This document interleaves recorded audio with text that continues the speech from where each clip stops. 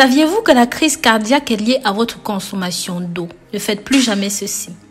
Aujourd'hui, je vais vous dire quel est le meilleur moyen et la bonne heure pour consommer de l'eau. Comme je l'ai appris d'un médecin, tout ceci afin d'éviter les crises cardiaques. Je pense que, comme moi, il y a beaucoup de gens qui se disent qu'ils ne veulent pas boire de l'eau avant d'aller se coucher, juste pour ne pas être obligés de se lever la nuit et d'aller aux toilettes. Je comprends qu'une quantité minimale d'eau est nécessaire pour éliminer les toxines du corps.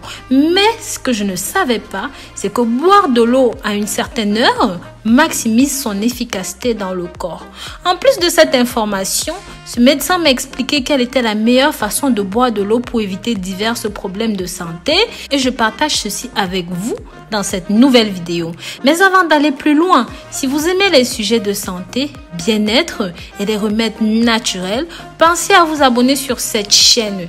Cliquez sur la clochette de notification pour être toujours au parfum de tout ce que je publie sur YouTube.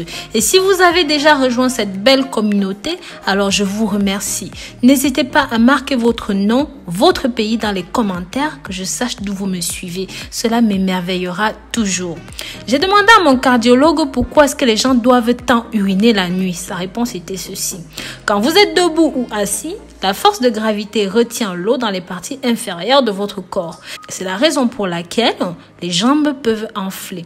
Quand vous êtes couché, les parties inférieures de votre corps cherchent un équilibre avec les reins. Alors, les reins vont éliminer l'eau et les déchets. C'est à ce moment que c'est plus facile pour eux de le faire. L'eau est essentielle pour éliminer les déchets de votre corps, sachez-le. J'ai donc demandé à ce cardiologue quel est le moment le plus favorable pour boire de l'eau. Il m'a répondu ceci.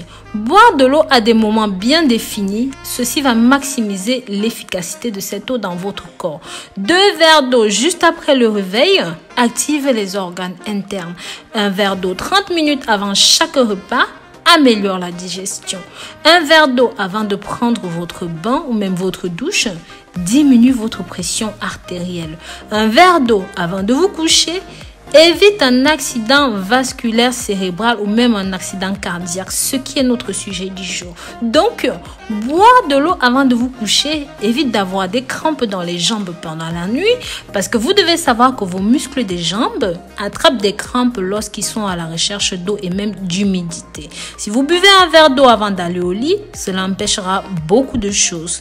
Mes amours, je vous invite à partager ceci pour que ça touche un maximum de personnes. Ça peut grandement sauver la vie. Au lieu de partager des informations inutiles, partagez ceci. Vous pouvez être sans même le savoir un futur sauveteur de quelqu'un.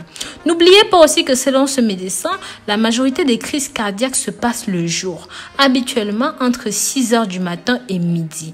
Avoir une crise cardiaque la nuit, au moment où le cœur doit fonctionner à son rythme le plus calme, signifie que quelque chose d'inhabituel s'est passé. Des études faites par des professionnels de la santé dans ce domaine ont démontré que l'apnée du sommeil, le ronflement sont aussi à blâmer dans ce contexte-là. Si vous prenez une aspirine tous les jours, le mieux est de prendre cela le soir parce que l'aspirine a une durée de vie de 24 heures. Donc, si la plupart des crises cardiaques se produisent dans les premières heures de la matinée, l'aspirine serait plus concentrée dans votre système circulatoire et pourront grandement vous aider. Et ceci même à votre insu. Vous devriez toujours avoir de l'aspirine à vos côtés, à côté de votre lit, votre table de chevet, tout ça. Ceci pour la simple raison que si par hasard, et que je ne vous le souhaite pas, vous êtes victime d'une attaque, il suffira alors simplement de dissoudre immédiatement 2 aspirines dans la bouche et d'avaler avec un petit peu d'eau. Il y a d'autres symptômes d'attaque cardiaque en plus de la douleur à la poitrine, dans le bras. Vous devez aussi prendre en compte des douleurs intenses à la mâchoire droite ou dans le cou, ainsi que des nausées et parfois beaucoup de transpiration. Mais sachez que ces symptômes peuvent aussi arriver fréquemment et parfois pas tous les mêmes et même pas tous en même temps. Mes amours, je vous recommande de regarder cette vidéo jusqu'au bout. Ici, je vais vous présenter tous les symptômes qui devraient vous alerter. La plupart des gens, environ 60% des personnes qui ont eu une crise cardiaque pendant le sommeil, ils ne se sont pas réveillés. Cependant, si cela se produit avec une douleur dans la poitrine, cela peut vous réveiller et même si vous dormiez dans un sommeil profond, cela peut arriver. N'hésitez donc pas à appeler un voisin ou un membre de la famille qui est à proximité proximité. Prévenez aussi les secours pour savoir quelle est la procédure à suivre. Ensuite, ayez le réflexe d'ouvrir la porte d'entrée de votre maison et de vous asseoir sur une chaise près de la porte d'entrée pour respirer le maximum d'air frais. Puis, attendez qu'ils viennent à votre aide. Mais s'il vous plaît, ne vous allongez pas, ça pourrait causer votre perte, d'accord? Partagez ceci, mes amours. Partagez pour que ça touche un maximum de personnes. C'est simplement susceptible de sauver des vies. Maintenant, je vais vous donner quelques conseils pour diminuer les risques d'attaque. Vous pouvez réduire vos risques de subir une crise cardiaque ou même encore une attaque cérébrale en étant actif, en faisant de l'exercice tous les jours. Par exemple, une promenade de 30 minutes quotidiennes peuvent aider à diminuer les risques. D'autres mesures que vous pouvez prendre pour réduire les risques sont de surveiller votre alimentation. Combien est-ce que vous mangez? Cela peut aider à réduire et à surveiller votre poids. Si vous êtes obèse, si vous êtes en surpoids, il ne faut pas fumer des cigarettes. Vous devez chasser cette mauvaise habitude. Si vous n'y arrivez pas, parlez-en à votre médecin pour qu'il puisse vous faire prendre en charge. Pareil, en cas de cholestérol, contrôlez correctement votre glycémie. Cela peut diminuer les risques d'avoir des crises cardiaques.